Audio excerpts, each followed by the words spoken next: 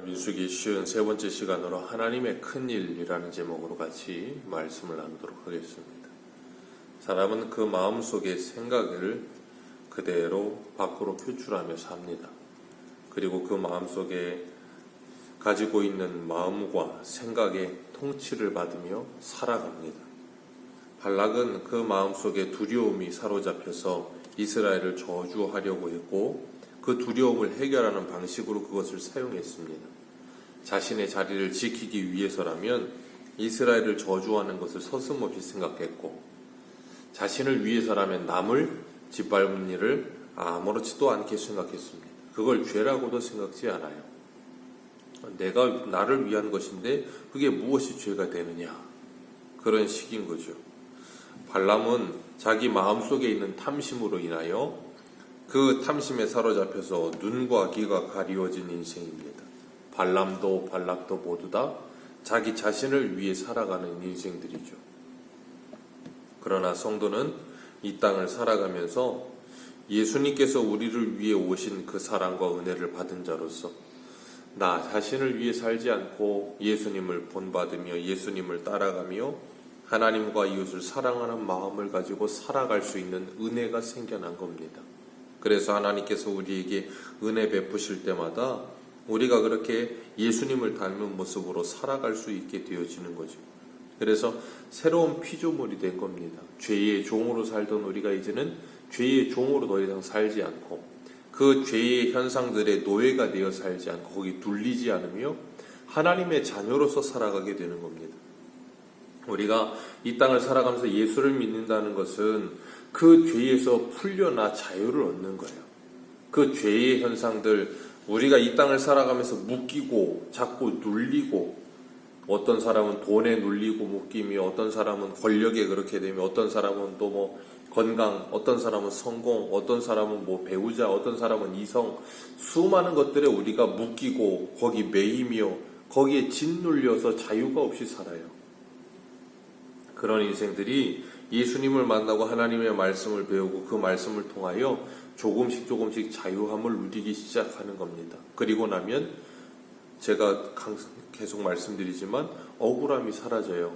그게 더 이상 짐이 되지 않고 사랑으로 그 일을 감당하게 되어져요. 그러게 될 때 우리에게 감사함이 있고 하나님께 영광이 되어지기 시작하는 겁니다. 이 발락은 발람을 불러 나를 위해 그들을 저주하라.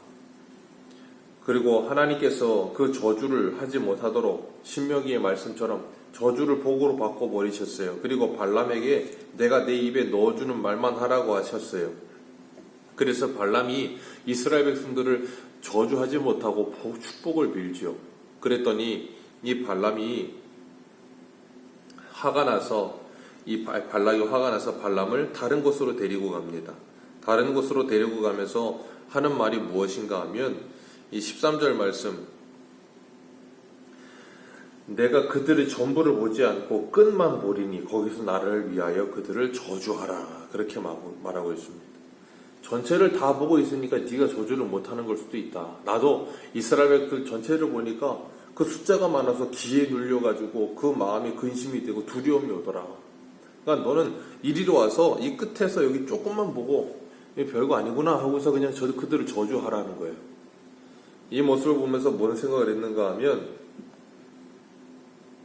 예전에 어떤 뭐였는지 기억이 안 나는데 어떤 사람이 생선을 잡는데 생선을 잡으려고 하니까 이 생선이 두 눈을 뜨고 자기를 이렇게 막 째려보고 있더래요. 그래서 무서워서 생선을 손질을 못 하겠다라는 거예요. 그래서 그 생선 눈을 이렇게 뭘로 가리고 이렇게 손질을 했다는 거예요. 근데 참 재밌는 건 생선 눈을 이렇게 보면서 손질을 하나, 눈을 가리고 손질을 하나, 생손질을 하는 거 똑같잖아요. 근데 눈을 가리면 괜히 가책이 좀 덜하고, 그리고 손질을 해도 그냥 괜찮게 느껴진다는 거예요. 그러나 중요한 건 눈을 가리든 가리지 않든 똑같거든요.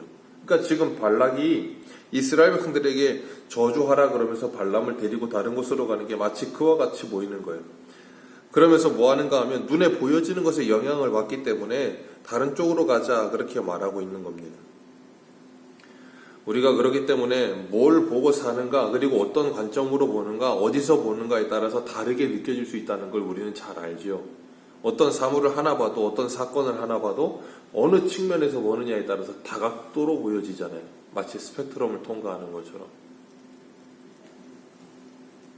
그렇기 때문에 발락도 그런 마음을 가지고 어떻게든지 저주하고 싶어서 하나님이 하지 말라고 하는데도 그 하나님이 가로막으시는 걸 포기하지 않고 끝까지. 그러니까 이 사람이라는 것은 선을 행할 때도 성령에 붙들려서 성령에 매여서 하나님의 일을 할 때, 하나님의 뜻을 행할 때 무엇이 가로막아도 사도 바울처럼 끝까지 가는 것처럼 이 사단에게 붙들려서 자신의 욕심과 자신의 욕망에 붙들려서 그것을 이루기 위해서 행할 때도 어떻게 해요? 하나님이 막으셔도 그걸 포기하지 않는 거예요. 그리고 두 번째 제단을 쌓습니다. 그리고 두 번째 제단을 쌓고 발람이 첫 번째와 같이 여기 제단 번제물 사이에 서 계십시오. 내가 저 가서 하나님께 말씀을 듣고 오겠습니다. 라고 이야기해요. 참 아이러니한 건 발락은 하나님을 믿지 않습니다. 발람도 하나님을 믿지는 않아요. 이 참 재밌는 건 하나님을 믿지 않는 이 두 사람이 누구에게 제사를 드려요? 하나님께 제사를 드려요. 왜 제사를 드린다고요? 첫 번째, 발락은 뭘 위해서? 나를 위해서. 이 이스라엘 백성들을 저주하려는 목적을 가지고 하나님께 제사를 드려요. 발람은요? 발락이 주겠다고 하는 백지 소표를 위하여, 나를 위해서 하나님께 제사를 드리고 있어요. 그러니까 하나님을 뭘로 사용하냐면 하나님을 자신들의 목적을 이루기 위한 수단으로 생각하며 하나님을 사용하려고 드는 거예요. 그러니까 하나님하고 뭐예요? 거래를 하려 드는 거죠. 내가 이렇게 열심히 번제물 드리니까 도와줘야 되는 거 아닙니까? 그런 거하고 똑같은 거죠. 자신의 목적과 그리고 자신의 뜻을 이루기 위해서라면 하나님도 우리는 무엇을 위해 하나님을 예배하고 기도하며 살아가고 있는가 다시 한번 생각해 봐야 될 줄로 믿습니다. 이 발락과 발람과 같은 그런 마음과 그런 생각을 가지고 우리가 하나님을 예배하고 기도하고 있다면 우리의 마음과 생각을 고쳐야 되는 거예요. 바꿔야 되는 겁니다. 하나님께서는 포기하라 그러시고 내가 저주할 때를 저주하고 축복할 자를 축복할 것이다. 돌이키지 않는다 그러는데도 하나님 이 발락이 포기하지 않으니까 하나님이 발람에게 19절에 말씀하세요. 19절 같이 읽겠습니다. 시작.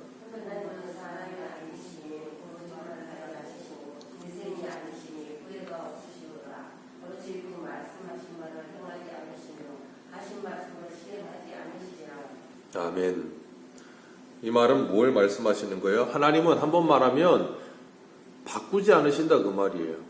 그런데 발락은 다른 쪽에 가서 끄트머리만 보면 혹시 아니야? 하나님이 마음이 바뀌실지? 너 혹시 아니야? 너도 이렇게 생선 눈 가리고 잡듯이 그렇게 바뀔 줄 어떻게 아느냐? 그러니까 여기 가서 해보자. 그러고 있는 거예요. 사람은 참 특이한 초능력을 가지고 있는데 그게 뭔가 하면 자기가 듣고 싶은 것만 듣고 자기가 보고 싶은 것만 본다는 거예요. 참 특이한 능력이에요. 그래서 선택적으로 들어요. 깔때기가 있어서. 똑같은 말을 듣고 있어도 분명히 어떤 사람은 이렇게 들었는데 이 사람은 자기가 듣고 싶은 말만 들으니까 이렇게만 듣고 그건 모르겠는데? 안 들리던데? 그런 식이 돼요. 그럼 누구의 말을 들어도 설교를 들어도 하나님의 말씀을 들어도 어떻게 해요? 선택적으로 들어요. 내가 듣고 싶은 답이 있어요. 답정너예요. 그러니까 이미 답은 정해져 있어 내 안에. 그런데 하나님이 그렇게 말씀을 안 하면 어떡하냐면 그 말을 할 때까지 그냥 붙들고 있는 거예요. 하나님이 이미 말씀하셨는데도 불구하고. 왜요? 내가 정해놓은 답을 말씀하지 않으시니까. 지금 발락이 그런 거예요. 그래서 하나님께서 그에게 포기하도록 말씀하시는 거예요. 나는 거짓말도 하지 않으며 나는 후회가 없다. 내가 한번 정하면 뭐예요? 그대로 끝이다 그 말이에요. 하나님께서 이 바단 아람으로 올라가는 야곱에게도 베델에서 만나주시면서 이런 말씀하시죠. 창세기 28장 15절에 내가 너와 함께 있어 내가 어디로 가든지 너를 지키며 너를 이끌어 이 땅으로 돌아오게 할지라 내가 내게 허락한 것을 다 이루기까지는 너를 떠나지 아니하리라. 하나님은 하나님의 택한 백성들을 위해서 하나님이 이루시기 위한 하나님의 뜻을 이루시기 전에는 하나님의 택한 백성들을 떠나지 않으신대요. 끝까지 지키신대요. 그 약속을 예수님이 오셔서 하셨잖아요. 임마누엘, 내가 세상 끝날까지 너희와 함께 있을 것이다. 왜요? 하나님 아버지의 뜻이 너희들을 통하여 이루어질 때까지. 발라강의 생각에 이스라엘 끝만 보면 뜻이 바뀌겠지, 생각이 바뀌겠지. 하나님은 절대 바뀌지 않으시고 후회하지 않으시며 그 말을 변개하지 않으신다라고 분명히 여기다 또 뭐 하세요? 쐐기를 받고 계시는 거예요. 우리가 하나님을 믿지 못하는 이유 중에 하나가 뭐하냐면 무한하신 하나님을 자꾸 유한한 내 수준에서 생각을 하고 내 수준에서 이해를 하려고 들기 때문에 성경이 이해가 되지 않고 믿어지지 않는 거예요. 우리는 내가 얼마나 도 작고 연약하며 부족한 존재인지를 자꾸 인정하려고 들질 않아요. 그러니까 뭐하냐면 무한하신 하나님도 이렇게 보잘것없고 유한한 내 속에다가 다 담을 수 있다라고 착각을 해요. 그러니까 내가 하나님을 다 이해할 수 있고 내가 하나님을 다 알 수 있다라는 그런 오만한 생각을 가지니까 뭐예요? 내 생각이 이해가 되지 않고 이건 아무래도 아닌 것 같은데 자꾸 그런 식으로 받아들이는 거예요, 성경을. 우리가 그걸 깨버리지 않으면 하나님을 제대로 믿을 수가 없어요. 그걸 깨지 않으면 하나님의 말씀을 제대로 믿을 수가 없어요. 왜? 내 수준에서 자꾸 이해하니까. 그러니까 우리가 그렇잖아요. 이 사람마다 수준이 다르잖아요. 어릴 때 어린아이의 수준이 있고 초등학교 수준이 있고 중학교, 고등학교, 대학교, 성인이 되고 나서 아니면 나이가 먹고 나서 보는 시선이 다르고 보는 생각이 보고 있는 생각이 다르고 관점이 다르고 모든 게 다 달라져요. 그런데 그 나이대에 자기가 보고 있는 그 수준에서 그걸 볼 때는 그게 전부이고 그게 모든 거라고 착각을 한다니까요, 자꾸. 우리들도 마찬가지예요. 하나님을 그렇게 자꾸 오해하고 착각하려고 들어요. 사람과 사람 사이에도 하늘과 땅만큼 수준의 차이가 있는데 어떻게 창조주 하나님과 우리가 그러니까 그런 생각을 한다는 것 자체가 얼마나 교만하고 불순한 것인지 모르는 겁니다. 하나님께서는 여기 분명히 후회도 하지 않으시며 나는 거짓말도 하지 않는다. 그렇게 말씀하시면서 뭐라 그러세요? 21절 같이 읽습니다. 시작.